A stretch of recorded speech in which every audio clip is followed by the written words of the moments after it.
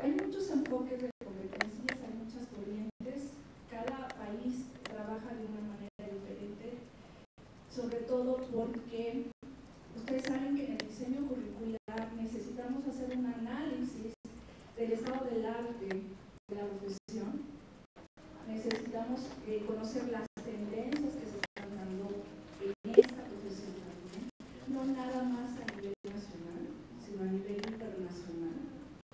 Ustedes saben que todas las reformas que se están llevando a cabo en el mundo, no nada más en México, ponen como eje fundamental la formación de los docentes. De repente pensamos que nada más con tener un diseño curricular bajo el enfoque de competencias y aplicarlo, ya se va a dar por automático, y esto es apenas el inicio. Una parte clave para poder aterrizar este diseño en el aula, que es el último nivel de concreción, es formar a los docentes para que se entienda la lógica. El enfoque de competencias es una metodología distinta de abordar los conocimientos, de tal manera que el diseño es el inicio. Tendríamos que continuar con la formación de los docentes y, por supuesto, que los planteles tengan las condiciones para poder trabajar bajo este enfoque. Implica una gestión por competencias en donde todos los actores que participan en la institución son actores que están desarrollando su talento. Las competencias son eso, el desarrollo del talento. Les comentaba hace un momentito que el contexto es fundamental. Hay documentos básicos. Si ustedes han escuchado del proyecto 2061, es un proyecto que se hizo a nivel de instituciones públicas y privadas de Estados Unidos, en donde están identificando cuáles serían los logros indispensables de los estudiantes, de los jóvenes que se tienen que enfrentar al siglo XXI.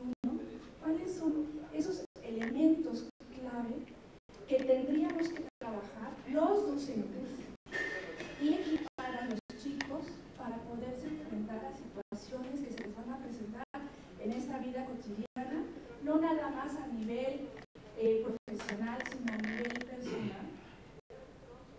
Y estos logros indispensables están definidos en políticas nacionales de los distintos países.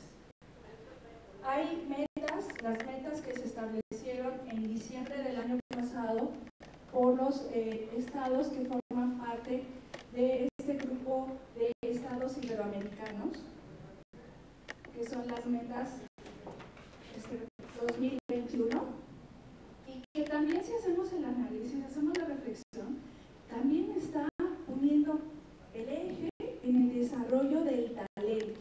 El desarrollo del talento es el desarrollo de las competencias. ¿Cómo el talento que yo tengo lo voy a potenciar? ¿A través de qué? A través de una serie de herramientas que me van dando como competencias. ¿Por qué se da esto? Porque se dan cambios, se están dando muchos cambios a nivel de la ciencia, que ahora se pone mucho énfasis en la necesidad de estarte formando continuamente. Ya cambiaron los contenidos del trabajo. Ustedes saben que ustedes pueden trabajar con una empresa de la India desde su casa. A través de su computadora, ustedes pueden ser un consultor que está trabajando, que está dando servicio a empresas que no están en el país. No sé si a algunos de ustedes les han llamado a algunos bancos y escuchan un acento distinto. Es gente que está en Uruguay o que está en Argentina o que está en la India y que no necesita estar en el país para poder ofrecer ese servicio. Quiere decir que los contenidos del trabajo están cambiando, incluso la relación que se establece. Ya no es una relación como estamos acostumbrados, es una relación distinta. Y esto implica perfiles profesionales diferentes, para los cuales los docentes debemos estar formados. Implica que ya no hay estabilidad laboral, implica que estas relaciones son relaciones que van modificándose y son a muy corto plazo.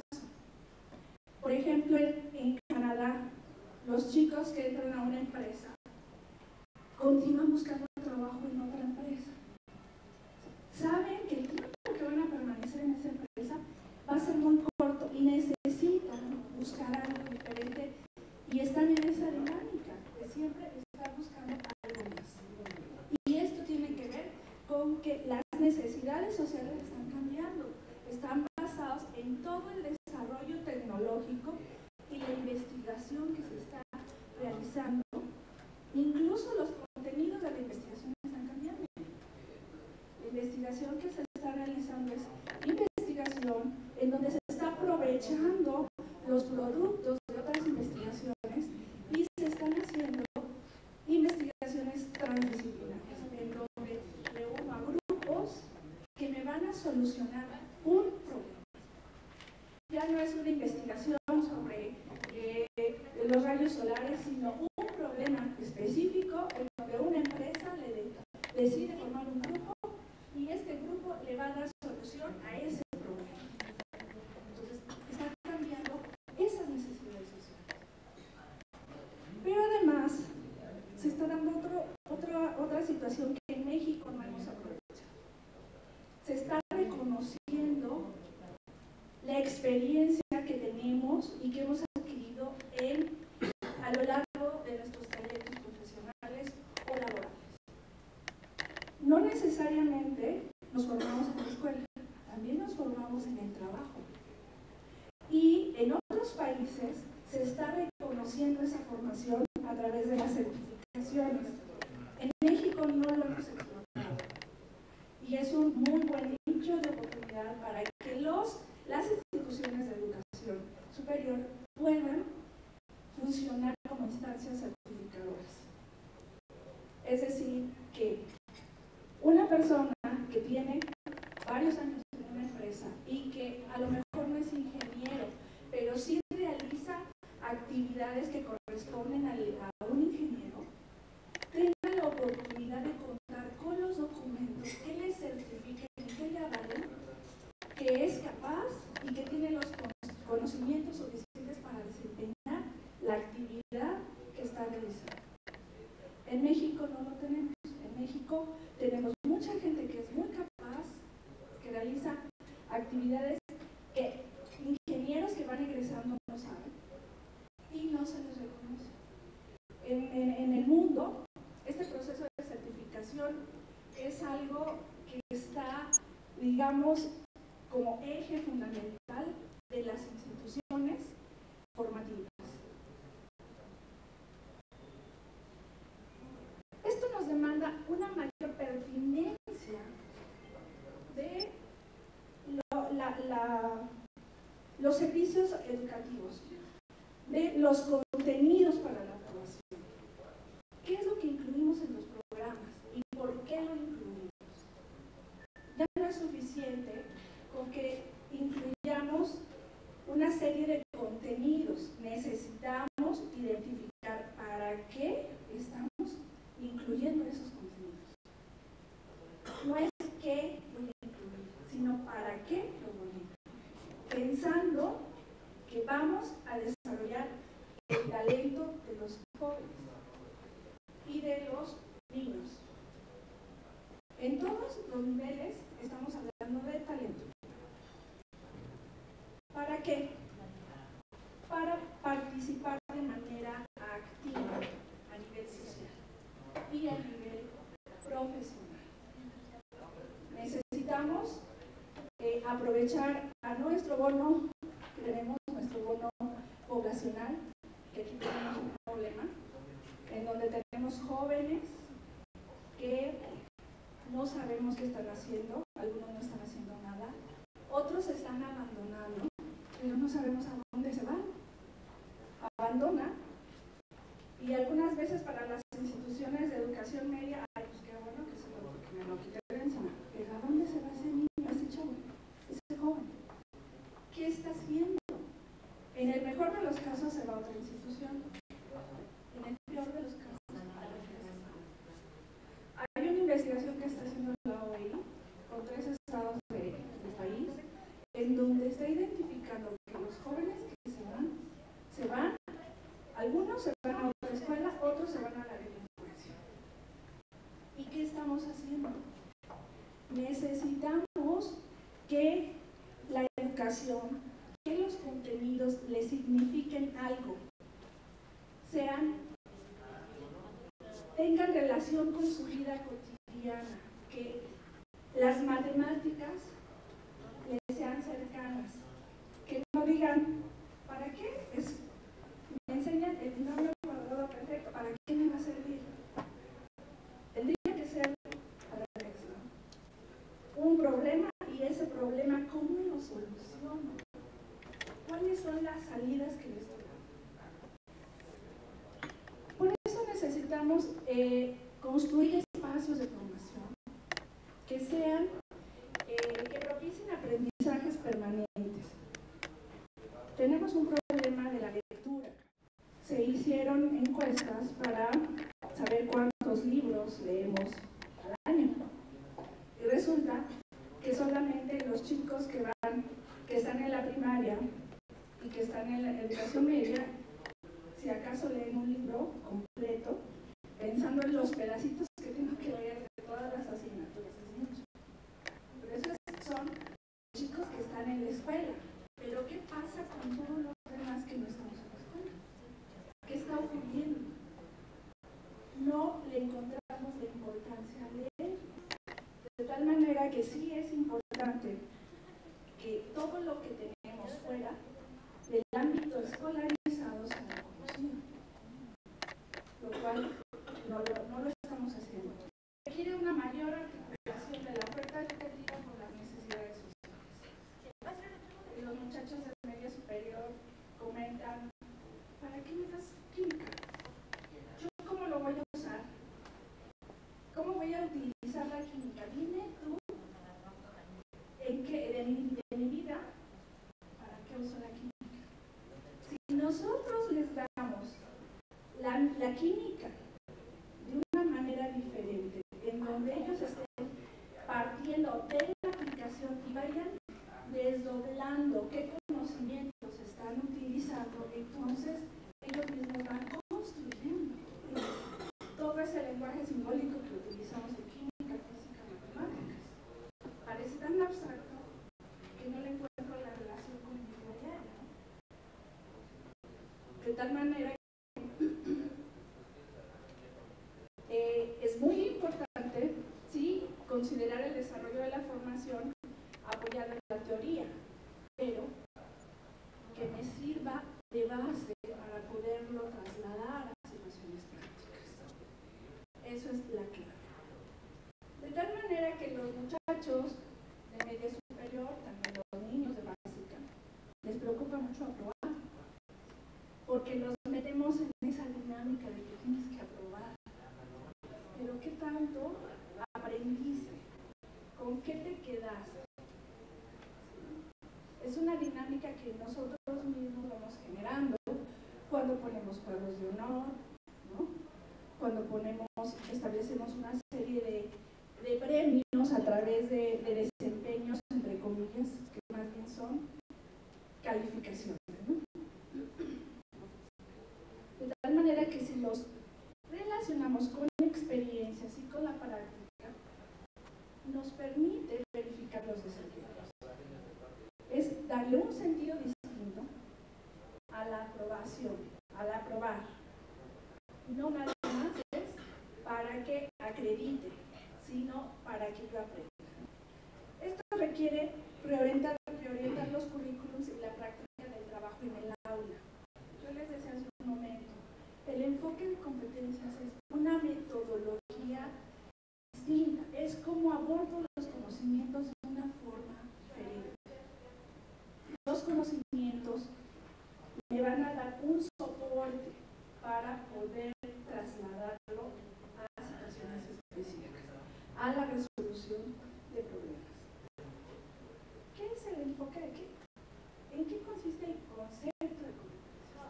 Ya les comenté que las competencias hay muchos enfoques, cada país decide que no, que nosotros vamos a hacer solamente competencias genéricas, nosotros solamente vamos a diseñar competencias disciplinares o profesionales, dependiendo del nivel.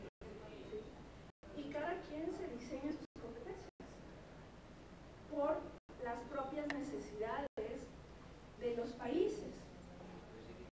¿Pero a qué se refiere? La competencia se refiere al tipo de meta que debo lograr con la acción formativa. Esto demanda nuevas exigencias de formación que requiere enfoques pedagógicos para enseñar, pero para enseñar a aprender, a emprender. Estamos hablando de sujetos activos, de sujetos que son conscientes de sus procesos y que son responsables de estos mismos procesos. El rol del docente cambia. El rol del docente ya no es un rol en donde yo te digo siéntate, cállate y haz lo que yo te diga, sino que el rol del docente es el que va acompañando, va facilitando, va gestionando el conocimiento.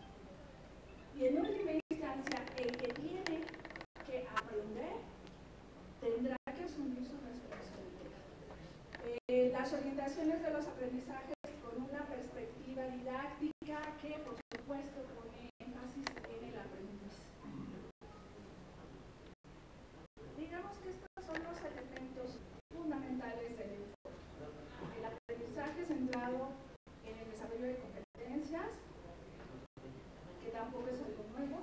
Ustedes saben que el aprendizaje centrado en el alumno ha existido desde hace tiempo. Aquí es cómo trabajo con toda esa información, cómo abordo en el aula, en el último nivel de formación, estos conocimientos. Está centrado en resultados que son resultados indicadores. No son objetivos, son resultados de aprendizaje. Que aquí no es como un objetivo, los puedo lograr o no. Aquí los tienes que lograr y si no los lograste tienes que identificar qué te faltó para alcanzarlo. Pero quien lo hace es el alumno, no el docente. El alumno tiene que identificar qué le faltó o hasta dónde llegó con respecto a los resultados de aprendizaje. Por supuesto que la evaluación tampoco es algo distinto, se supone que trabajamos con una evaluación continua, en donde constantemente estamos realimentando, trabajando con los alumnos, les estamos diciendo hasta dónde van, qué les falta, pero la diferencia es que estamos centrados en los contenidos. ¿Qué te falta aprender del tema de los estados de la arte? Pero no, ¿qué te falta comprender? De este tema es el apoyo para que tú desarrolles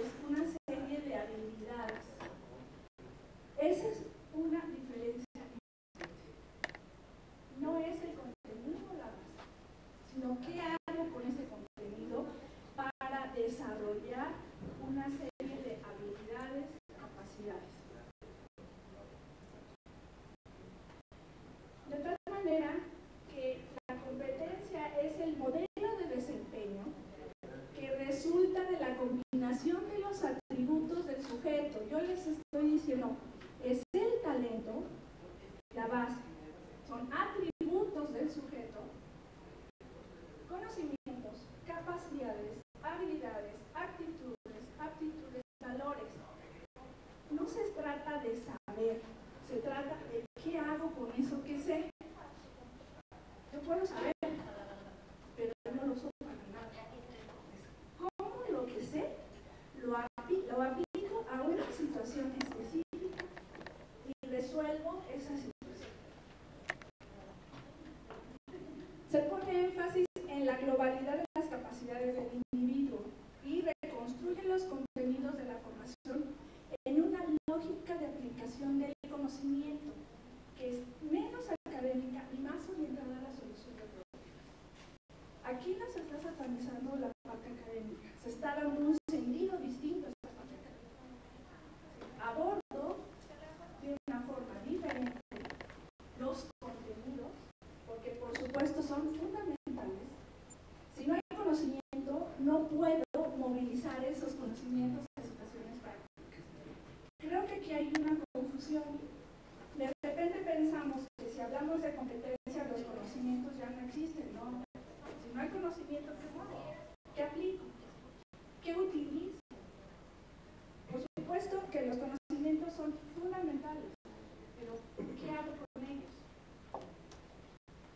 De tal manera que una actividad competente incluye un saber al lado de un saber hacer acompañado de un querer ser. La competencia es integradora y la parte actitudinal que menos ponemos atención es la que va al principio. Todo inicia con la actitud. Si yo no tengo una disposición, puedo tener conocimientos, pero no quiero aplicarlos. No quiero utilizarlos para nada. Entonces, es integradora de esos tres saberes. No se reduce a una formación más práctica, que también es uno de los elementos. Pues entonces dejo de hacerlo para la parte teórica y lo de los conocimientos y me voy a la práctica. A ver, espérate, ¿y cómo qué haces la práctica? Si no tienes conocimientos. ¿Sí?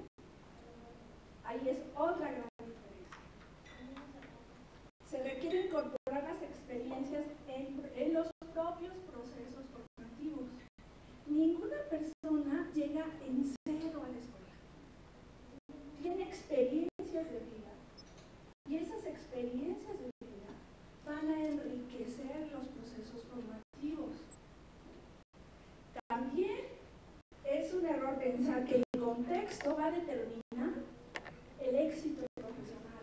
Tenemos muchos ejemplos que el contexto sí es importante, pero a pesar del contexto, hay muchos jóvenes que sobresalen y utilizan esas desventajas como una oportunidad para crecer. Entonces, es muy importante la práctica, es muy importante la experiencia, en la medida que lo utilizamos de manera positiva. Va más allá de la formación para el empleo, pone énfasis en la mejora de las competencias personales. Es importante que veamos que las competencias no solamente tienen que ver con la capacidad que va a tener cada individuo para incorporarse a los mercados de trabajo. Por supuesto que sí es importante que puedas tener un empleo, pero no es la razón fundamental. Yo puedo conseguir un empleo o puedo generar mi propio empleo dependiendo de cómo utilizo lo que yo sé. Cómo utilizo esas herramientas que me dieron en la escuela y las voy a potenciar a través de mi talento. Y tenemos en el centro el talento. Puede ser un chico que haya tenido a nivel académico los mejores resultados, pero a la hora de que se va a incorporar al mercado de trabajo resulta que no consigue trabajo, tuvo medallas y está trabajando de taxista y nos preguntamos qué pasó. Lo que pasa es que lo que sabe no lo aplica o no identifica para qué sirve.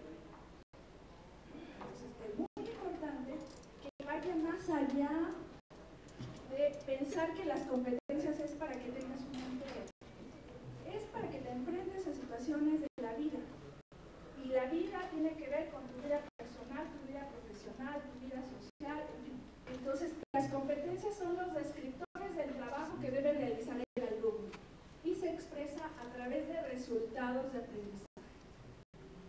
resultados de aprendizaje están sustentados en conocimientos que aplico a situaciones concretas, lo cual significa que los estoy moviendo, los estoy usando.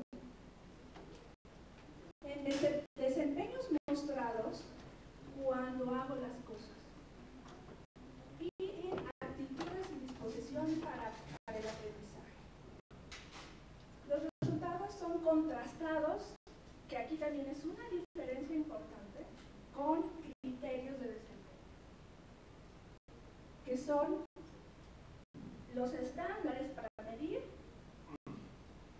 el nivel de dominio de la competencia. Si yo defino un resultado de aprendizaje, ese resultado de aprendizaje es mi parámetro para ver quién alcanzó o quién no alcanzó ese resultado. En la planeación didáctica es donde aterrizamos esos resultados de aprendizaje. Y los vamos verificando con las evidencias. Las evidencias no es mi carpeta en donde meto todo. No. Las evidencias son las que me van a servir a mí como docente, pero particularmente a los alumnos, para ver su avance. ¿Cómo vas avanzando? ¿Qué te falta que hiciste? ¿Qué te falta por hacer? Y por supuesto que en este enfoque se debería tener la posibilidad de que si no alcanza el resultado de aprendizaje, lo pueda trabajar y me permita realizar las actividades que tenga que hacer para lograrlo. Aquí no se valen exámenes extraordinarios. Si no lo desarrollaste en un semestre, no lo vas a desarrollar en una semana. Los exámenes extraordinarios están en el esquema clásico. Para este esquema se debe de poder retrabajar las evidencias para cumplir con los resultados esperados.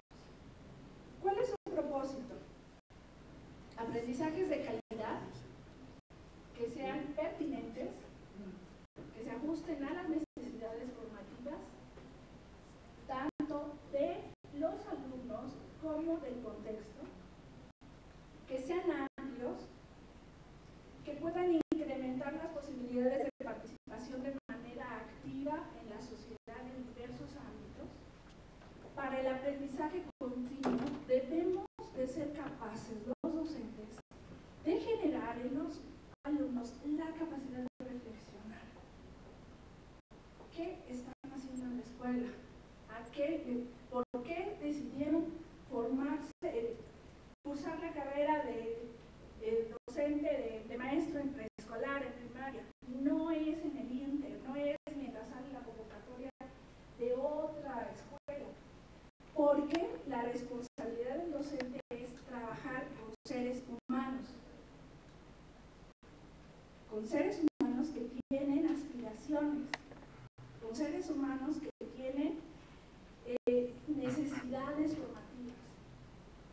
Y eso es algo muy importante que debe de estar reflejado en lo que diseñamos en el currículum. Entonces, tenemos que desarrollar la capacidad de saber. Sus características son que es integradora de los distintos saberes, es transferible a distintos contextos y situaciones y, por supuesto, se muestra a través de la acción. Y son productos que se movilizan a través, por supuesto, sustentados con conocimientos. No podemos movilizar lo que no sabemos. No podemos aplicar a situaciones específicas lo que no sabemos. De tal manera que implica la comprensión y la transferencia de los conocimientos a situaciones de la vida real, que sería así como la máxima aspiración. A veces no lo logramos, pero con el hecho de generar la capacidad de reflexionar, esto poco a poco se va logrando. Exige, por supuesto, en todo lo que hagamos, con todas las asignaturas, que el chico sepa relacionar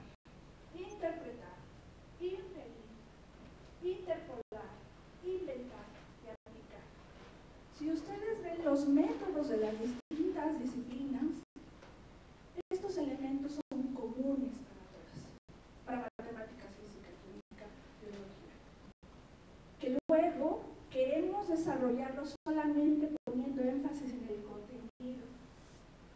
Por ejemplo, el caso de matemáticas, que es tan complicado. ¿Cómo explicarles y que en el currículum quede reflejado que el maestro debe saber matemáticas, pero más que saber matemáticas, debe de saber el método que se utiliza para enseñar matemáticas? Los métodos. Los métodos para enseñar matemáticas, para enseñar química, para enseñar. No les vamos a enseñar matemáticas, no les vamos a enseñar química. Vamos a obligarlos a reflexionar qué métodos estamos usando. Cuando usamos el lenguaje simbólico, ¿qué es lo que hacemos? Porque si el maestro no entiende, el niño menos. Y vamos a seguir repitiendo los problemas que tenemos de que estamos pésimos en matemáticas y cultura. Pues si no entendemos los procedimientos, los métodos que se usan, la reflexión, el pensamiento abstracto, pues menos los libros. Les seguiremos enseñando de manera mecánica, sumar, restar, multiplicar, dividir, hacer los despejes en las ecuaciones, pero no van a saber nada más. Es importante llegar a que podamos reflexionar sobre la acción y el saber actuar ante realidades imprevistas y contingentes. ¿Cuántas veces hemos reaccionado con nuestros recursos para solucionar situaciones? Pero necesitamos conocimientos. Situaciones que se nos presentan en la casa, en el trabajo. Estamos usando nuestros recursos para dar eso. Pero no es la misma solución que le da una persona que tiene pocos conocimientos a una persona que tiene una apertura de conocimientos. Puede ser una solución más creativa. Utilizamos la creatividad para dar esa solución. Este enfoque le apuesta mucho a eso, a la creatividad. El aprendizaje se construye, se reconstruye y aplica. El reconstruir, ahí estamos ya trabajando en el enfoque. Yo lo puedo construir, pero no lo reconstruyo. Simplemente lo repito. Lo reconstruyo cuando lo aplico en una situación. Y además lo reflejo. Lo que hacemos es, en el mejor de los casos, construir, pero no lo reconstruimos. Y eso es muy importante. Es un proceso abierto, flexible y permanente. Tenemos esquemas muy rígidos, cerrados. Incluso se dice en algunas universidades, no, ya no puedes hacerle modificaciones a la estructura curricular. Esa ya quedó. No, tenemos que tener la capacidad de poderla enriquecer conforme la vamos probando, de poder incluir elementos que se nos perdían por ahí, que no los vimos. Porque un currículum es algo dinámico. Y lo vivimos con los alumnos, y lo vivimos cuando lo impartimos. De tal manera que debemos de tener esa capacidad de poderlo enriquecer por periodos.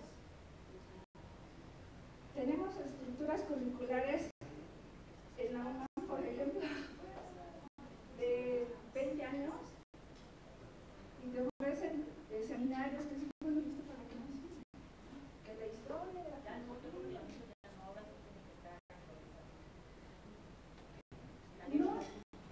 no es tanto lo que yo les voy a dar de contenido, para qué les estoy dando ese contenido, para qué vas a pedir.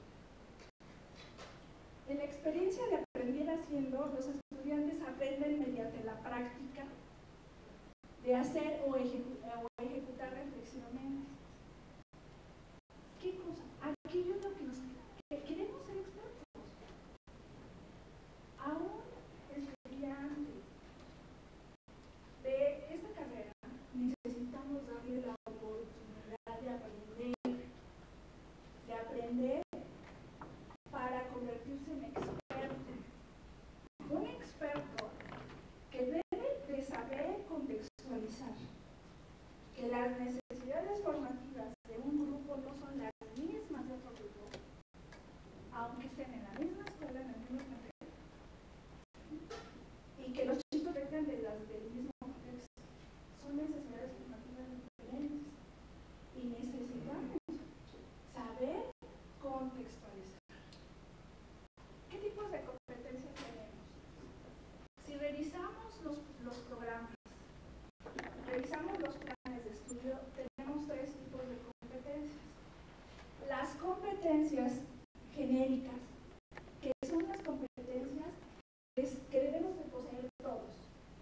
independientemente que estemos en un proceso formativo o no. Las podemos desarrollar en la escuela, pero también las desarrollamos en otros contextos. Esas son las características, son claves, porque son las que nos van a permitir seguir aprendiendo, nos van a permitir ser reflexivos, autogestivos, autogeneradores.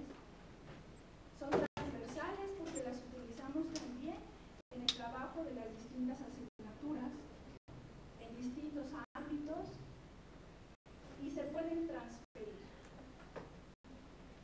Pueden transferirse de un contexto a otro, de una situación a otra.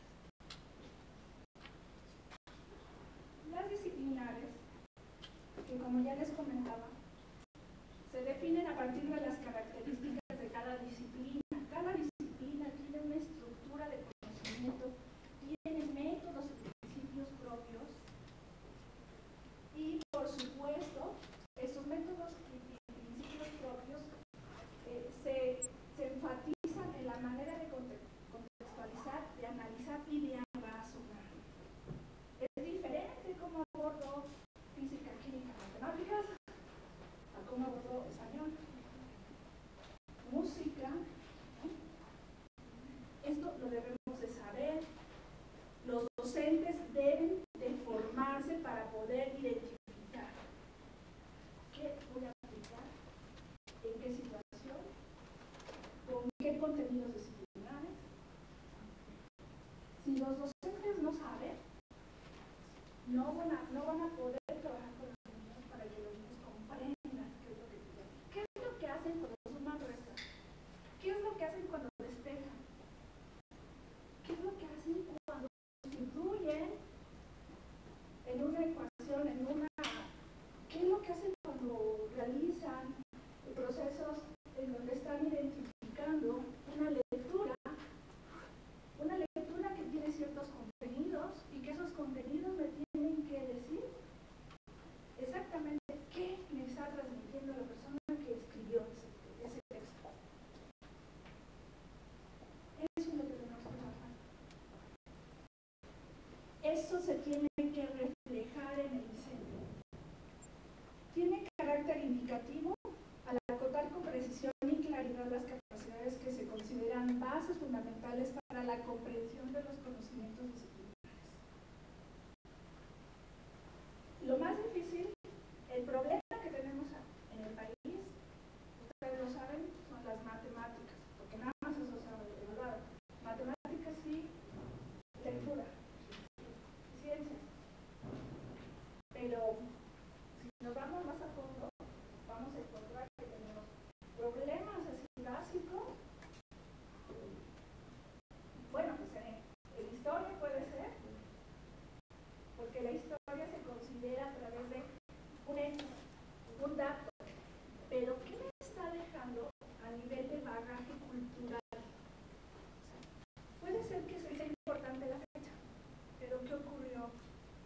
¿Qué fue lo que dejó como bagaje, como tradición, y que de alguna manera está delineando lo que soy? Eso es la historia. La historia no son fechas. La historia es el patrimonio que me ha ido dejando de la organización y que enriquece mi cultura y que me hace, que me ha dado esas características que me hacen único y que me hacen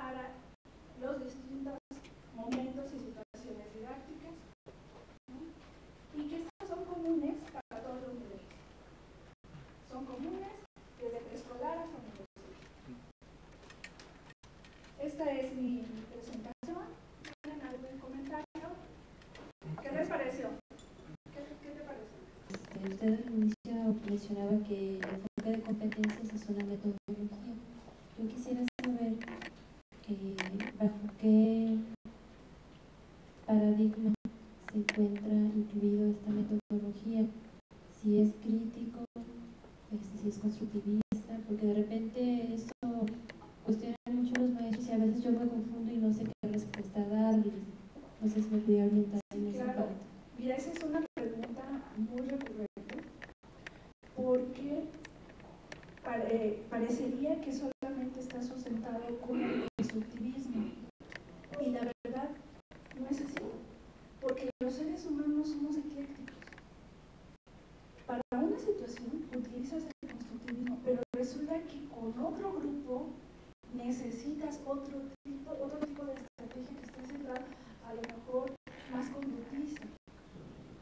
Somos eclécticos, aprendemos de manera ecléctica, y yo creo que decir que solamente somos constructivistas no es cierto. Usamos todos los recursos que tengan a nuestro alcance y es válido para que los chicos logren los resultados esperados. Entonces, no nada más el constructivismo. El cognitivismo, el conductismo, todas las corrientes. Es más, el maestro, te puedo asegurar que a la hora que está en el aula trabajando con los niños y con los jóvenes, ni siquiera se preocupa si es conductista, si es constructivista. Simplemente a ver qué me funciona. ¿Sí? Esto no me funcionó con ese grupo, o con este grupito que es el mismo salón, pero resulta que esta mesa no le funciona. Tengo que utilizar otra estrategia que sí le funciona. Yo creo que no tenemos que ser tan dogmáticos, tenemos que utilizar todo lo que está en nuestras manos. Tengo aquí una pregunta, una cuestión que me parece fundamental que podamos clarificar. El diseño curricular demanda de un abordaje distinto bajo esta lógica que acabamos de escuchar. Y en ese sentido, ¿qué opciones tenemos? Tendríamos que deconstruir todo lo que tradicionalmente hemos aprendido como diseño curricular o mapa curricular en una presentación de asignaturas, en una diversidad de contenidos que hasta ahora es lo que hemos trabajado, lo que hemos conocido. ¿Cómo cambiar esta organización de asignaturas, módulos formativos que me permitan justamente esa recuperación de saberes y esa resignificación para los estudiantes? ¿Cómo cambiar la práctica practicista, valga la redundancia, por un proyecto integrado de vida en el trabajo docente? Y finalmente, ¿cuál es el papel del diseño instruccional que será pertinente a esta nueva forma y visión de diseñar algo que nos dé resultado en ese nacimiento, en ese segundo nacimiento del útero social? Algo que es sumamente complicado es pasar de una estructura curricular por asignaturas a módulos. Esto implica que debes de tener en la misma línea a los docentes que van a participar, y esto es muy, muy difícil.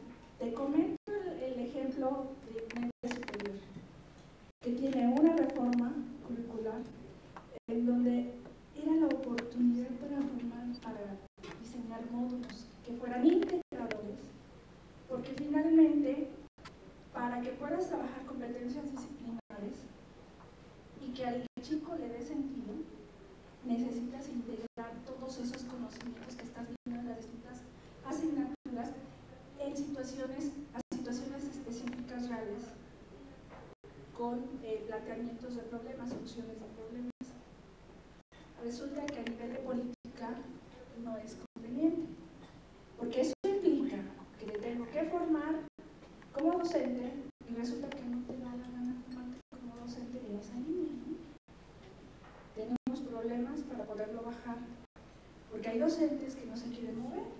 Tenemos docentes, por ejemplo, estoy hablando del caso específico de media superior, que ya se van a jubilar, que se les pide que entren a un proceso formativo para poder trabajar todos con proyectos integradores en donde cada uno va definiendo qué es lo que va a observar de ese proyecto, cómo se aplica la parte disciplinar, los conocimientos que le tocó trabajar, y resulta que hay una resistencia muy importante. El argumento es que siempre les ha funcionado como han trabajado. ¿Para qué me muevo si a mí me funciona? Pero es el punto de vista del docente.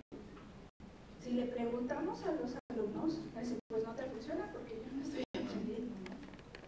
Entonces, por supuesto que sería ideal que pudiésemos trabajar por módulos, pero eso implica formar a los docentes. Porque el tema menor es el diseño, de veras es el menor que nos está costando trabajo. Pero llevar ese diseño a la práctica, ahí está el problema. Ustedes seguramente en su estado les están preguntando, dime cuál es el mapa, dime qué asignaturas. ¿Por qué? Porque están preocupados si todavía van a estar contenidos en ese mapa, ¿no? Si todavía van a poder trabajar. Porque esto implica que a lo mejor sí estás contenido, pero tiene otro nombre, y implica que tú tienes que entrar a un proceso donde tienes que aprender otras cosas, ¿sí? Entonces, resultaría fácil hacer ese diseño de esta forma, pero no es fácil llevarlo a la práctica, llevarlo al último nivel de comprensión, que es el aula. Con respecto a la planeación didáctica que tú me manejabas, diseño instruccional, que así se maneja en el lenguaje en línea, cuando tú trabajas para hacer un curso en línea, lo manejas como diseño instruccional, que es básicamente la planeación que tú vas a hacer de tu asignatura, tal vez en sesiones, y ahí es donde tú vas bajando esos resultados de aprendizaje que vas a lograr. La base de toda la planeación es qué quiero lograr, y luego cómo quiero lograr. Así es como se hace el diseño, y no nada más en este enfoque, en todos los enfoques. Solamente que perdemos de vista y nos metemos tanto en las asignaturas, en los contenidos, que ya no supimos aprender. ¿Qué evaluamos? Evaluamos los contenidos, pero no evaluamos de esos contenidos que ese quedó chico, qué aprendió, cómo los utilizó. Eso no. Simplemente estamos tan agobiados con cumplir con el plan de estudios. En algunos casos nos evalúan que cumplamos con el plan de estudios, pero no nos evalúan que aprendieron, con qué se quedaron, qué situaciones resolvieron con esa información que nosotros trabajamos, ¿no?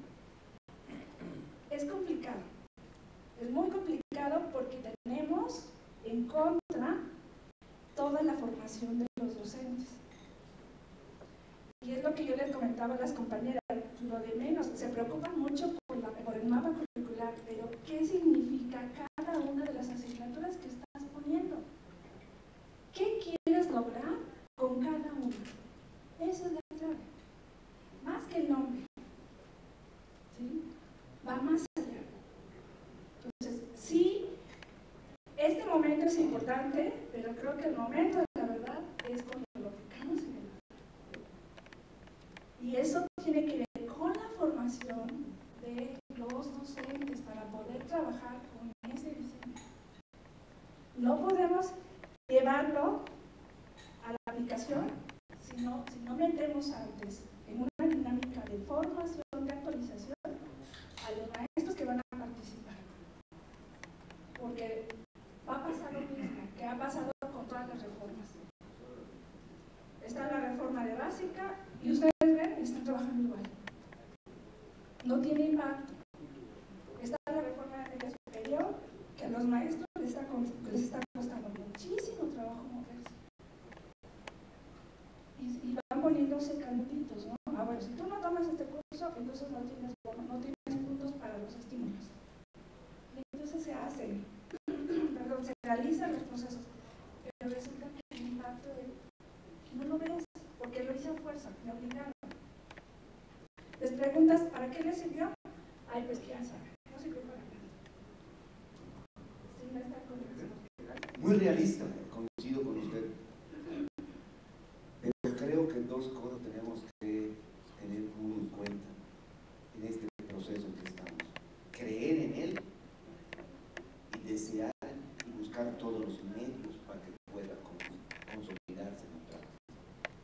Si estoy de acuerdo que los maestros han creado resistencia, perfecto. Pero hay una estructura que no ha servido, que no ha podido o no ha querido, no ha buscado los medios de incorporarse. Y esa estructura es la estructura administrativa. Tenemos directores y supervisores que no han buscado la forma de integrarse y dinamizar este problema, donde la metodología del trabajo de competencias implica que todos los actores se involucren con un solo sentido y con una sola meta para el otro. Discrepo mucho con lo que le comentó a la señorita. Discrepo porque sí creo en el constructivismo como un proceso, porque eso tiene una dinámica. Ha habido muchas críticas con respecto a esto. Dicen, no es que queremos seguir haciendo lo mismo, y si queremos seguir haciendo lo mismo, entonces recuperamos del tradicionalismo muchísimas cosas que se están haciendo, pero aquí no crecemos. Y creo que la forma de trabajo de competencias implica eso, un cambio de paradigma, una ruptura con lo que se está haciendo y una búsqueda de un hijo mejor. Estamos en la misma línea, estoy de acuerdo. Yo no dije nada contrario a eso. Gracias. Yo creo que eso que nos comenta maestra nos da mucha luz para el trabajo que estamos haciendo, porque precisamente creo que debemos tener muy presente que en el último nivel de concreción es donde debemos centrar todo esto, ¿no? Por ejemplo, cuando revisamos ahora las competencias que están en el plan vigente, en el caso del preescolar, por ejemplo, las licenciaturas de preescolar, yo no veo esta diferencia y creo que deberíamos hacer esta práctica. Lo que usted decía, ¿no? Hay competencias genéricas, hay competencias profesionales y competencias disciplinares. Me parece que en el actual plan no aterrizan hasta las disciplinares, como que se quedan en las genéricas y en las profesionales, porque debe ser todo profesor. Y las competencias que uno debe tener para la vida. La pregunta aquí sería, por ejemplo, en el caso de la normal superior tenemos 28 competencias. Y se supone que es todo el perfil de egreso, es decir, que al finalizar la carrera el alumno debe haber desarrollado esas 28 competencias. Pero cuando hacemos la planeación, parece que nomás tomamos una unidad y esa la vamos repitiendo del primer grado, del segundo grado, bueno, en el caso de normal superior, para la escolarización tenemos 4 grados, para la mixta 6 grados. Pero no parece que se desarrolle toda la competencia, parece que son muchas y muy generales, muy grandes. ¿Cómo podríamos tener un criterio para más o menos definir cuántas competencias deberíamos de desarrollar? Yo sé que es difícil, ¿no?, dar un número, pero sí creo que tenemos muchas competencias en el programa anterior y me parece que están saliendo más ahora. Con este grupo nacional me parece que están saliendo muchísimas competencias. No sé, a lo mejor pudiera haber un criterio que nos llevara a definir cuántas tendrían que ser pensando en que sí se tienen que alcanzar. Yo sé que es difícil manejar un número, pero nos pudiera orientar el hecho de estar pensando, ¿y si las van a concretar nuestros profesores en el aula? Gracias. ¿En dónde se realizan las competencias? ¿En el mapa curricular? En la planeación didáctica, ¿no? Cuando hacemos la planeación ahí es donde estamos trabajando las competencias, ¿no? Por ejemplo, en media superior son más de 150 competencias. Y cuando vemos, se hace el análisis de cómo están aterrizadas las competencias a lo largo de todos los trayectos, pues nos damos cuenta que las enuncian al principio y luego se diluyen. Necesitamos tener la capacidad de diseñar competencias que sean integradoras para que no sean 150, para que sean tal vez 4 de matemáticas, 3 de, o sea, que me integren muchas cosas y que yo las vaya derivando conforme voy haciendo el diseño de los distintos proyectos.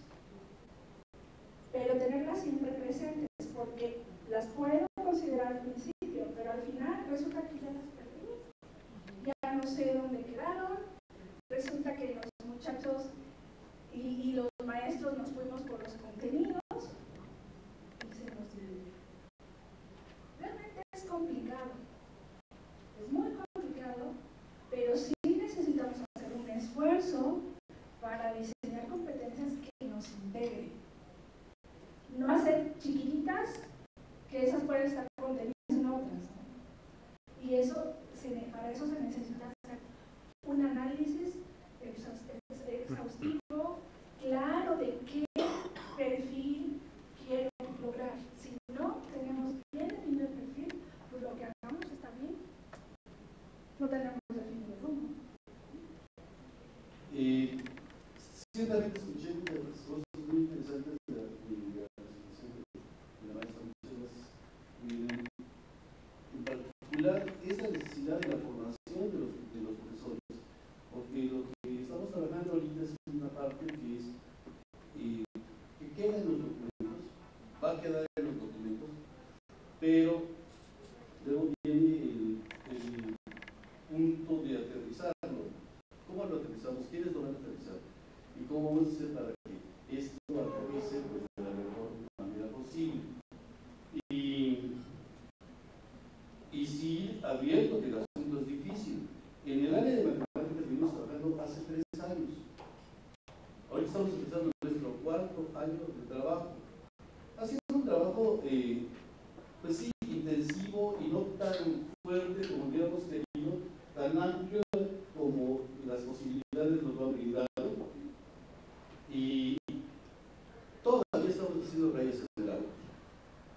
Después de 3 años de trabajo, en donde el punto, aquí está Lourdes, aquí está Eugenio, aquí están varios que lo han vivido. ¿Saben de qué estoy hablando?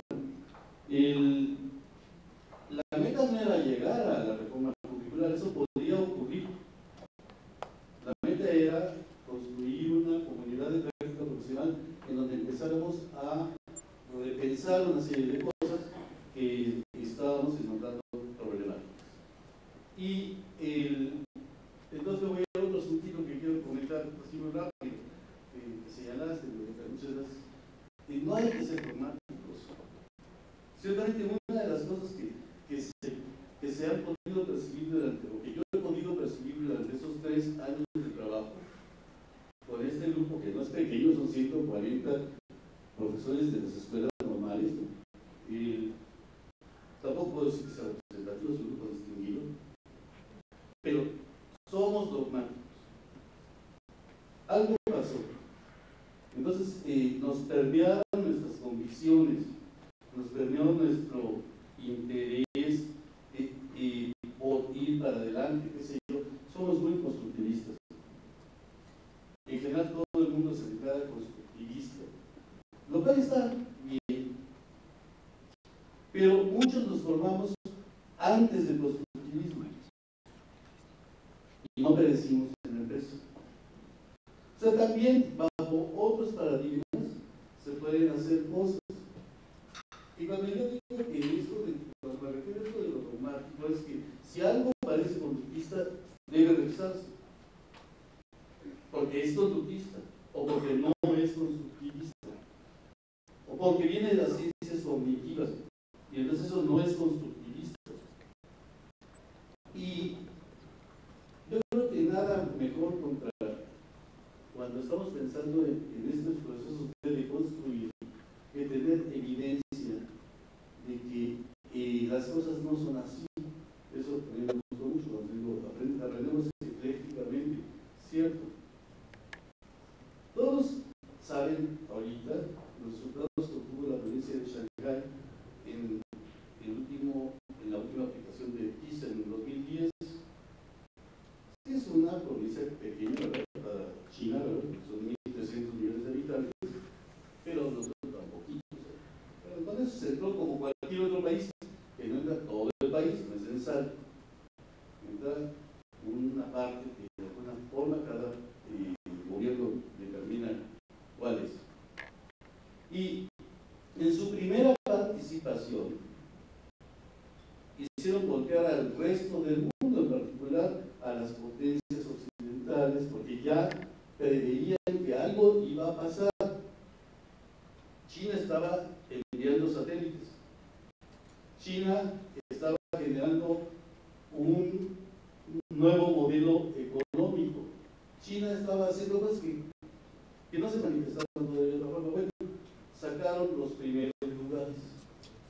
Le pasaron por encima a todos, en matemáticas, en ciencia y en lengua. A todos. A todos los que habían estado ahí muchos años de un trabajo constante y sigan, ustedes tienen de una dictadura, de una serie de cosas. Sí, bajo ciertas condiciones se hace eso, y bajo ciertas condiciones se mueve un país, y bajo ciertas condiciones podemos hablar de números grandes, y casos excepcionales, ¿no?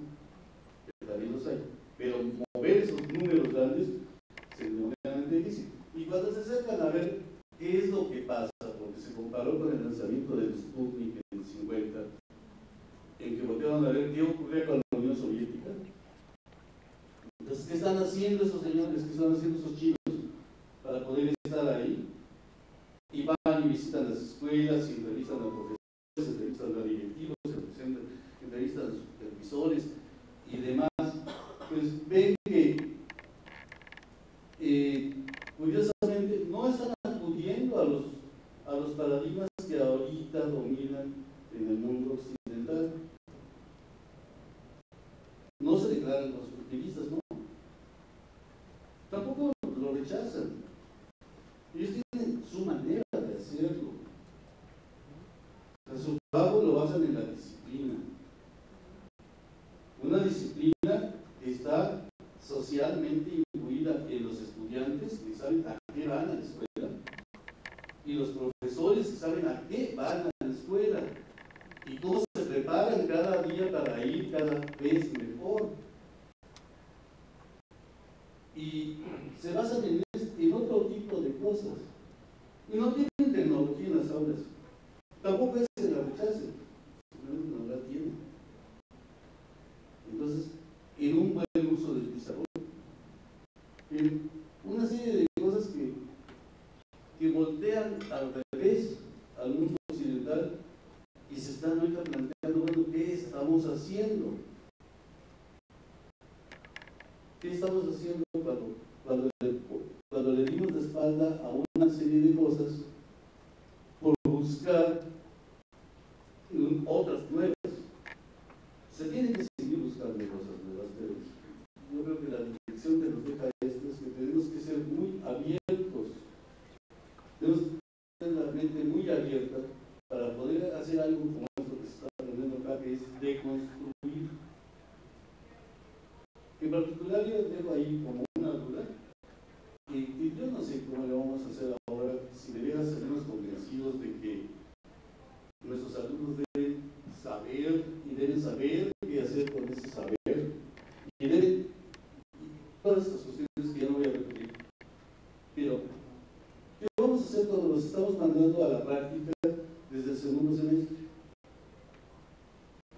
Porque me digo yo, ¿qué saben esos chicos en el segundo semestre de la carrera?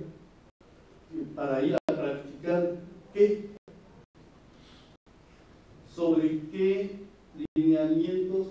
¿Quién los va a pastorear? ¿Quién los va a asesorar? ¿Quién los va a seguir? Para que con ese poco saber se puedan incorporar a una práctica. ¿O de qué manera tenemos que ver que se dé esa práctica para que resulte siendo una oportunidad de aprendizaje para ellos? Porque ahí los empezamos a mandar. Y luego, ahí nos vamos para adelante y culminamos con un año de una práctica muy fuerte, en donde, ¿con qué los mandamos armados a eso? Pero cuando hablamos de estas estructuras, parece que estamos muy apegados a ellas porque estamos muy convencidos de que hay cosas ahí que son benéficas, que esas no hay que perderlas. Pero hay que ver cómo nos fortalecemos. Entonces sí me preocupa eso, la formación de los maestros, nuestras convicciones, nuestro apego a lo que ya tenemos, y que ahora le queremos dar una vuelta espectacular. Pues quién sabe qué tan espectacular sale, pero lo que esperamos es que nos salga mejor que lo que tenemos. Para allá debemos apuntar, y esa es una responsabilidad que podamos hacer. Y qué bueno que cada vez hay más colegas que nos hagan